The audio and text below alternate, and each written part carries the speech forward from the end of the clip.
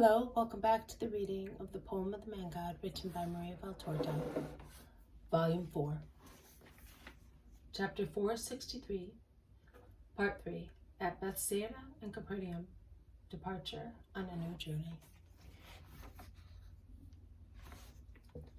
Peter looks at him, but does not say anything.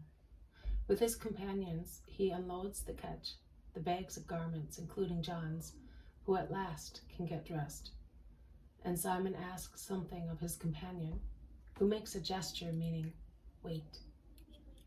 They go to the house and enter. The remaining apostles gather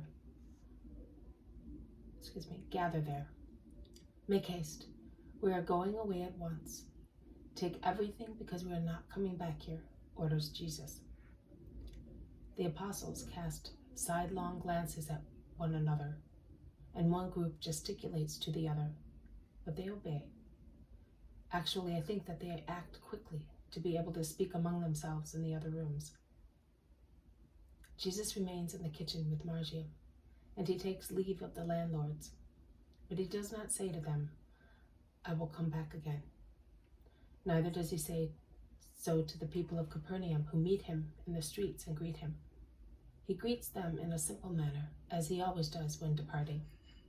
He stops only at Jairus' house, but Jairus is not back yet. At the fountain, he meets the little old woman who lives near the house of little Alphaeus' mother, and he says to her, a widow will be coming here shortly. She will look for you. She is going to settle here. Be friendly to her, and be very good to the boy and to his brothers. Do it in a holy way, in my name. He proceeds, saying, I would have liked to say goodbye to all the children. You can do so, Master. Why did you not take a rest? You are very tired. You look pale and your eyes are tired. It is not good for you. It is still warm, and you certainly did not sleep either at Tiberias or at Chuza's. I cannot, Simon. I have to go to certain places, and time is short. They are near the shore. Jesus calls Peter's workmen and says goodbye to them, instructing them to take the little boat to the village before Hippo and give it to Saul of Zacharias. He takes the shady road along the river. He continues on it as far as a crossroad and proceeds along the latter. Where are we going, Lord? Asks Simon, who has spoken so far to his companions in a low voice. To Judas and Anne, and then to Chorazin. I want to say goodbye to my good friends. The apostles cast more sidelong glances at one another and talk in low voices. Finally, James of Alphaeus moves forward and joins Jesus, who is ahead of them all with Margium.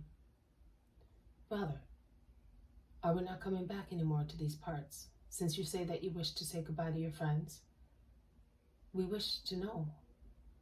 Of course you will come back, but after many months. And what about you? Jesus makes an invasive gesture. Margium withdraws discreetly and joins the others, that is everybody, with the exception of James of Alphaeus, who is with Jesus, and of the Iscariot, who is alone behind them all, somewhat gloomy, as if he were listless. Brother, what has happened to you? Asks James, laying one hand on Jesus' shoulder. Why are you asking me?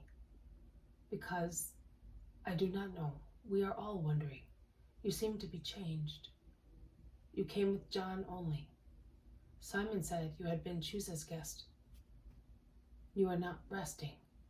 You greet only few people. It would appear that you do not want to come back here. And your face. Do we no longer deserve to be informed? Not even I. You were very fond of me. You told me things of which I only am aware. I still love you, but I have nothing to say. I lost one day more than I expected and must make up for it. Was it necessary to go to the north? Yes, brother, it was. Then, oh, you have suffered. I can see it. Jesus embraces him, passing his arm round his cousin's shoulder. John of Endor is dead. Did you know? Simon told me when I was preparing my clothes. What else? I parted from my mother. What else? James, who is smaller than Jesus, looks up at him insistingly, inquiringly. And I am happy to be with you, with all of you, with Margium. I am going to keep him with me for a few months. He needs it. He is sad and suffering. Have you seen him? Yes, but that has nothing to do with the matter. You do not want to tell me. It does not matter. I love you, even if you do not treat me as a friend. James, you are more than a friend to me, but my heart is in need of rest. And therefore, it is also in need of not speaking of what is grieving you. I see. Is it Judas who is grieving you?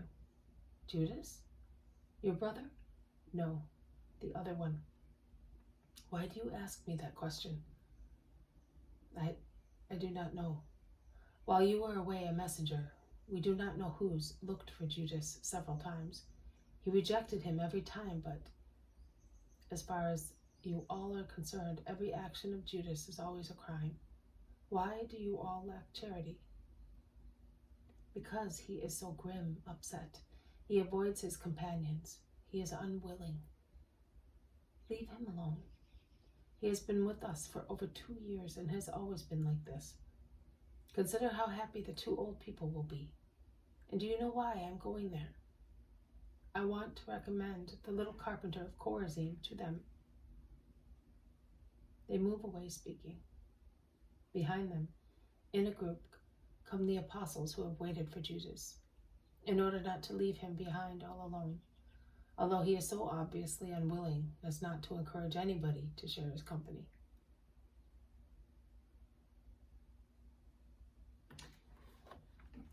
This has been a reading from the poem of the Menagod, written by Maria Valtorta, Volume 4. Chapter 463, Part 3, at Bethsaida and Capernaum, Departure on a New Journey. Thank you for listening. I will see you tomorrow. May God bless you, and may peace be with you.